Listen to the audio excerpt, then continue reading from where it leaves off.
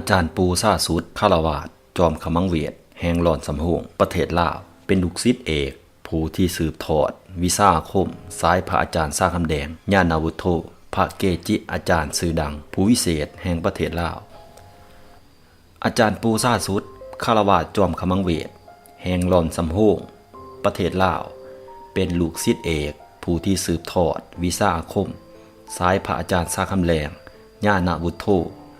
พระเกจิอาจารย์ชื่อดังผู้วิเศษแห่งประเทศลาวปูซ่าสุดเป็นลูกศิษย์ที่สืบทอดวิชาอาคมและแนวทางปฏิบัติตามห้อยพระอาจารย์ซ่าคำแดงลูกศิษย์ส่วนใหญ่แม้นได้มรณภาพและเสียชีวิตหมดแล้วคงเหลือแต่เพียงอาจารย์ปูซ่าสุดโสติการผู้เดียวและเป็นรุ่นสืบทอดรุ่นสุดท้ายที่ยังมีชีวิตอยู่ปูซ่าสุดนอกจากจะเป็นศิษย์พระอาจารย์ซ่าคำแดงแล้วท่านยังเป็นศิษย์หลวงปู่เพชรปฏิโปวัดผู้พานอำเภอสังคมจังหวัดหนองคายอีกด้วยปูซ่าสุดไหลเล่าว่าเพิ่นได้เรียนวิชาอาคมอยู่กับหลวงปู่เพชรไหลวิชามุดน้ำบ่เปียกกับวิชาโตเบาย่างหน้าผาตกหน้าผาบ่เจ็บวิชามุดน้ำบ่เปียกเพิ่นได้เล่าว่าบ่ได้เฮ็ดมานานแล้วแต่ยังจือได้คักและบ่เคยสอนให้ไผอีกส่วนวิชาโตเบาตกหน้าผาบ่เจ็บนั่นเพิ่นว่าบ่เคยกล้าทดลองอาจเว้าได้ว่าปัจจุบันนี้ครูบาอาจารย์ที่หอบหูทั้งวิชาอาคมและวิปัสสนากรรมฐานคืออาจารย์ปูซ่าสุดโสติการแม่นหาได้ยากแล้วปูซ่าสุดมักเตือนและสั่งสอนไว้ว่าให้ตั้งใจเอาสติจับอยู่กับความเพียรบ่ลดละจดจ่ออยู่กับบริกรรมพุทโธพุทโธควบคู่กับการพิจารณาห่างกายสังขารของเฮานี่ละของแท้มันอยู่กับเฮาเองบ่ได้อยู่ไกลสิไล่ไสสนะแห่งทรัพย์แห่งสนถ้าเฮาอดทนได้เฮาก็ผ่านม่านทั้งหลายมันมีอยู่ในทุกขณะจิตทดสอบเฮาอยู่ทุกรูปแบบขอให้ลงมือเฮ็ดบ่ขี้ขลาดบ่ท้อถอยที่บ่สำเร็จนั่นย้อนถึกม่านคือความขี้ขลาดนี่ล่ะมันสะกดเฮาเอาไว้ให้ต่อสู้หูท่านมันอยู่จังซี่ล่ะเกี่ยวกับการมรณภาพของพระอาจารย์ซ่าคำแดงญาณวุโธนั้นหลายคนเชื่อว่าเพิ่นยังมีชีวิตอยู่โดยมีเรื่องเล่าลือว่าพวกสานุศิษย์ไปขุดโด่งศพเพิ่นขึ้นมาแต่บ่เห็นศพของเพิ่นเห็นแต่กกกล้วยอยู่ในโลงแทนเรื่องนี้ปูซ่าสุดได้ยืนยันว่าพระอาจารย์ซ่าคำแดงไหลมรณภาพแท้แต่บ่ฮู้คักว่าอัฐิกระดูกของพระอาจารย์ซ่าคำแดงนั้นอยู่ที่ใดเพราะในระหว่างเวลาเกิดเหตุนั้นพระอาจารย์ซ่าคำแดงไหลทรงเพิ่นไปถือข้องปฏิบัติอยู่ภูเขาข้วยก่อนนั้นแล้วหลังจากนั้นบ่นานพระอาจารย์ซ่าคำแดงก็ไหลเดินทางกลับไปเมืองโขงและไหลมรณภาพอยู่ที่นั่นเรื่องแปลกๆของเหรียญหลุนทำอิฐของปูซ่าสุดโสติการหลอนสำโรงผู้ข่าวมาว่าเรื่องนี้เกิดขึ้นเมื่อบ่นานมานี้กับผู้ที่เคารพนับถือกับเพิ่นอาศัยอยู่จังหวัดอุดรธานีประเทศไทยเพิ่นได้แบ่งเหรียญหลุนทำอิฐให้4เหรียญเมื่อปลายเดือนกันยายนปี 2016เมื่อเพื่อนคนลาวมาเห็นก็อยากได้เลยให้ไป1เหรียญกลับมาอยู่ก็เลยว่างเหรียญที่เหลือไว้ทั้ง3เหรียญไว้ดังตู้คอมปรากฏว่าเหรียญได้ตกลงไปที่พื้นห้องจากนั้นก็เลยเก็บขึ้นไปวางไว้คือเก่าบ่นานก็ตกลงมาอีกตกแบบนั้นอยู่ประมาณ3ครั้งเมื่อลุกขึ้นไปเบิ่งปรากฏว่าเหรียญยังมีครบจำนวน4เหรียญอยู่คือเก่าก่อนที่เพิ่นจะเอาเหรียญให้เพิ่นได้แสดงคำเห็นว่าต้องเตือนคนที่ไล่เหรียญนี้ไประวังให้ดีถ้าเฮ็ดบ่ดีเหรียญอาจจะหนีไปเองได้พระครูอนาวิโรบุญทองวิปัสไสหรือชื่อที่ทุกคนรู้จักกันดีก็คือพระอาจารย์ซ่าโง่นพระอาจารย์ซ่าโง่นเกิดเมื่อวันอาทิตย์ ที่1เดือน2ปี1940พศ2483อยู่บ้านลอนสางไผ่ตาแสงบ้านหวยเมืองโขงแขวงจำปาสักเป็นลูกของพ่อจานผ้าวิปไสแม่แก้ววิปไสมีไอ้น้องรวมพ่อแม่เดียวกัน3คนคือจานคู่เพ่งวิปไสพระครูอนาวิโลบุญทองวิปไสหรือพระอาจารย์สงวนเองและนางวันคำวิปไสพระอาจารย์สงวนเกิดในตระกูลครอบครัวชาวนาอยู่ชนบทเกาะดอนที่อ้อมไปด้วยแม่น้ำคองทางภาคใต้ของลาวชีวิตครอบครัวอาชีพของพ่อแม่ถือเอาการปลูกฝังเลี้ยงสัตว์หาปลาเป็นอาชีพทำมาหากินเลี้ยงชีพและเป็นการเพิ่มพูนชีวิตสร้างความรู้มันขยันเพียรหาได้ให้แก่ครอบครัวนอกจากเฮ็ดหน้าหาเลี้ยงชีพคือคนชนบททั่วไปแล้วพ่อของเพิ่นยังได้เป็นหมอยาพื้นเมืองลาวและช่วยปัวความเจ็บไข้และป่วยของชาวบ้านแถวนั้นได้อีกชีวิตพระอาจารย์สงวนในวัยเด็กแต่อายุ1ปีถึง8ปีไหลลำลงชีวิตอยู่นำพ่อแม่ตามฐานะครอบครัวที่อยู่ชนบทตามเกาะลอนที่บ้านลอนสางไผ่เมืองโขงแขวงจำปาสักในสมัยนั้นพระอาจารย์สงวนเป็นลูกชายคนที่2ของครอบครัวพ่อจานผ้าแม่แก้วในเมื่อยังอ่อนน้อยเพิ่นได้เป็นลูกชายคนหนึ่งที่แสนหักของพ่อแม่ยามใดที่พ่อแม่ผู้เป็นบิดามารดาก็ได้ให้การเลี้ยงดูอบรมบ่มนิสัยสั่งสอนลูกของตนให้หูจักเคารพนบไหวต่อครูบาอาจารย์และวัดว่าพุทธศาสนาหูจักเหีย12และข้อง14เป็นดวงที่ดีของพ่อแม่ตลอดมาเมื่ออายุได้8ปีก็ได้เข้าโรงเรียนประถมศึกษาที่วัดโพนแสงบ้านลอนสางไผ่เมืองโขงแขวงจำปาสักพระอาจารย์เป็นเด็กน้อยคือชาวบ้านธรรมดาที่มีความอดทนดูมันขยันเพียรต่อการศึกษาหำเฮียน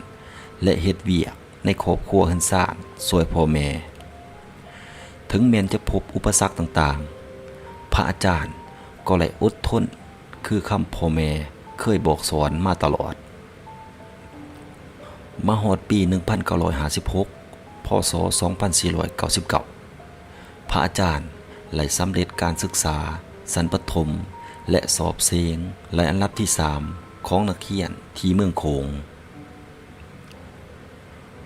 เมื่อชีวิตของพระอาจารย์ได้ก้าวสู่วัยหนุ่มหลังจากสอบเสียงเดือนสันได้แล้วก็ได้พักผ่อนการเรียนเพื่อกลับมาเฮ็ดเวียกซอยครอบครัวในระยะหนึ่งรวยบุญญาบารมีที่เคยสร้างสมมาในอดีตและความเคารพนับถือต่อคำบอกสอนของพ่อแม่ที่ได้เกิดมาตามฮีตข้องประเพณีของลาวเฮาซึ่งลูกผู้ชายทุกคนเมื่อพ่อแม่เลี้ยงใหญ่มาแล้วก็ต้องได้เข้าบวชเพื่อตอบแทนบุญคุณของบิดามารดาตามฮีตข้องประเพณีวัฒนธรรมของลาวพระอาจารย์สงวนในสมัยยังหนุ่มหน่อยเมื่ออายุได้18ปีก็เลยอุทิศตนเข้าบวชบรรพชาเป็นสามเณรอยู่ที่วัดสางแก้วกำแพงเพชรบ้านดอนสางไผ่โพนกามเมืองโขงแขวงจำปาสักโดยมีพระมหาสรวยปัทมาเป็นพระอุปชาเมื่อบวชเป็นสามเณรหลาย2 พรรษาก็เลยศึกษาหำเฮียนหนังสือสูตรเทศตามการสอนของครูบาอาจารย์เมื่อได้เฮียนสูตรเทศจบแล้วก็เริ่มเฮียนหนังสือบาลีภายหลังไหลบรรพชาเป็นสามเณร3 ปีผ่านมาแล้วพอตกมาปี1960กงกับพศ2503เมื่ออายุได้20 ปีบริบูรณ์รวยความเหลื่อมใสในพุทธศาสนาพระอาจารย์ไหลกาเกียมซื้อเครื่องบวชให้ตนเอง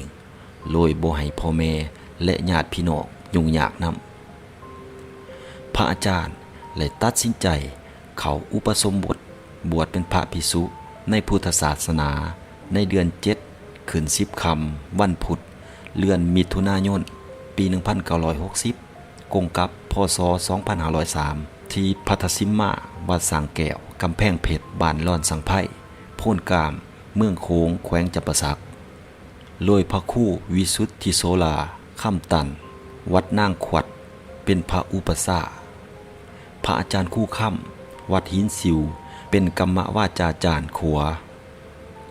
พระอาจารย์มหาสลวยวัดสางแก้วกำแพงเพชรเป็นกรรมวาจาจารย์สายผอมรวยคณะสงฆ์นั่งหัตถบาทจำนวน20องค์เมื่ออุปสมบทเป็นพระภิกษุสำเร็จแล้วพระอุปสาเลยตั้งนามสายาวาอานาวิโลภิกขุ จากนั้นในปี 1960 พศ 2503 เพิ่นเลยเขาเฮียนนักธรรมตรีที่วัดอัมพวันบ้านลบปดีกลาง ปี 1961 พศ 2504 เขาห้องเฮียนนักธรรมโทที่วัดสาแก้วปทุมทองบ้านหาดขี้ข้วย ปี 1962 พศ 2505 เขาห้องเฮียนนักธรรมเอกที่วัดมหันตวิหารวัดแสนไต่สอบเสียงขึ้นสันห้องเฮียนปริญญาติธรรมนักธรรมเอกเลยที่เก่าที่วัดพ่วงแก้วอะลูโนไทยเมืองโขงแขวงจำปาสักในด้านการปฏิบัติศีลธรรมของวิปัสสนากรรมฐานแม้นพระอาจารย์มีความรู้มันขยันเพียรต่อการศึกษาหำเฮียนทางธรรม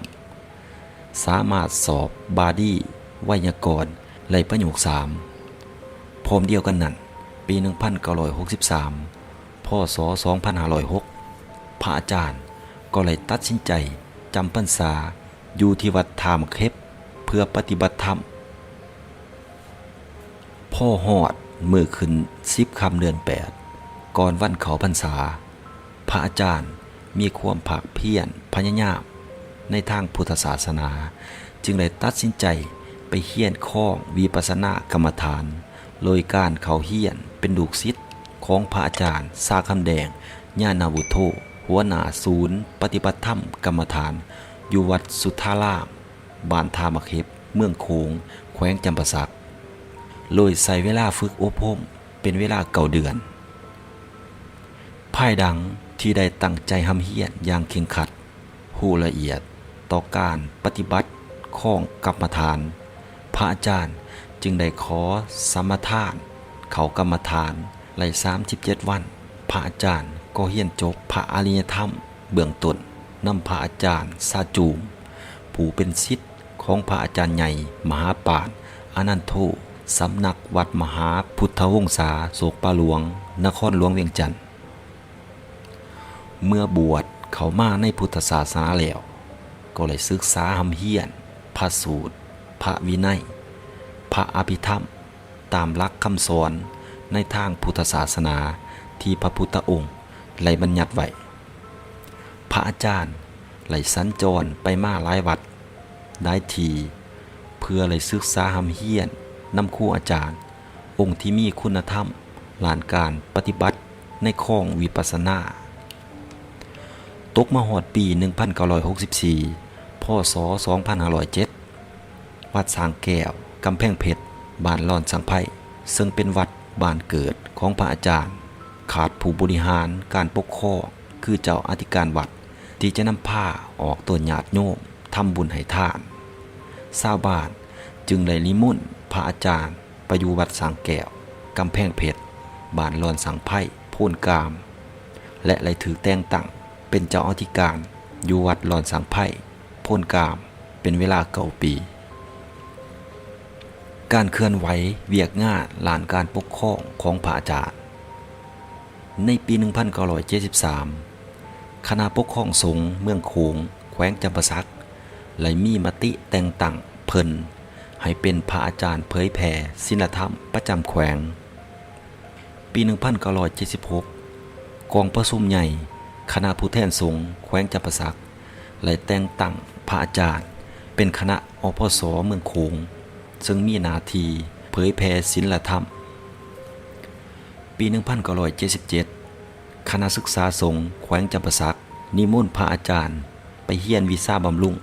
คณิตศาสตร์และภาษาอังกฤษปี 1979 พระอาจารย์เลยถือแต่งตั้งให้เป็นอาจารย์สอนประจำโรงเรียนมัธยมสงฆ์เมืองโขงเป็นเวลา 3 ปี และถือแต่งตั้งให้เป็นกรรมการแนวล่าสร้างศาสตร์แขวงจำปาสัก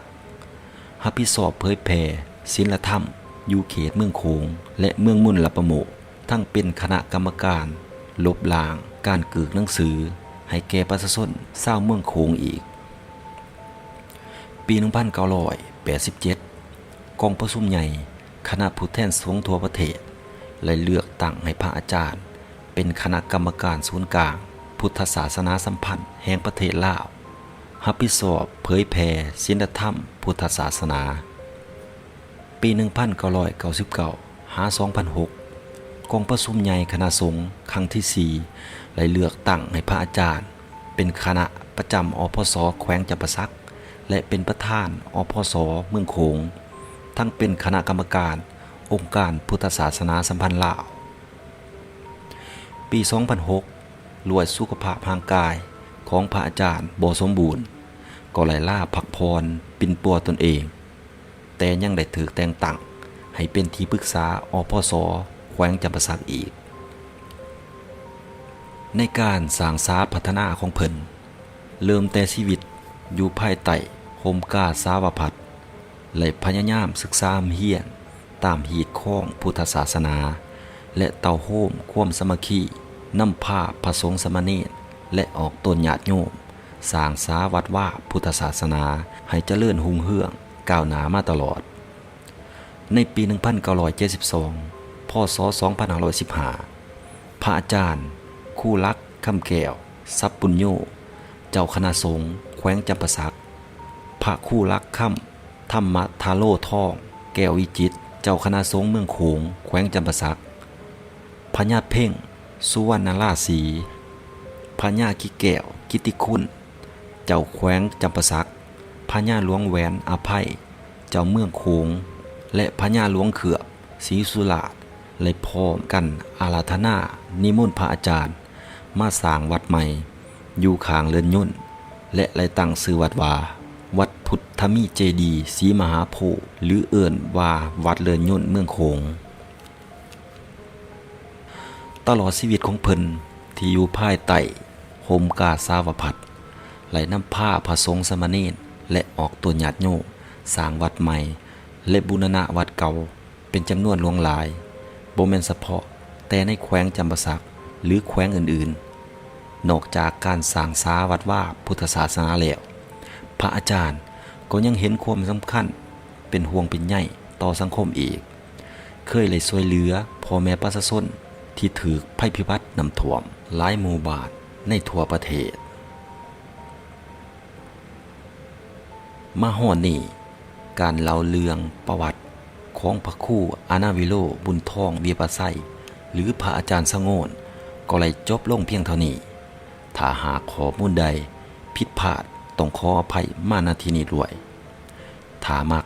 อย่าลืมกดไลค์กดแชร์กดติดตามและกดกระดิ่งการแจ้งเตือนเพื่อจะบ่พลาดในการอัพคลิปใหม่ๆจากตำนานลาวขอขอบใจ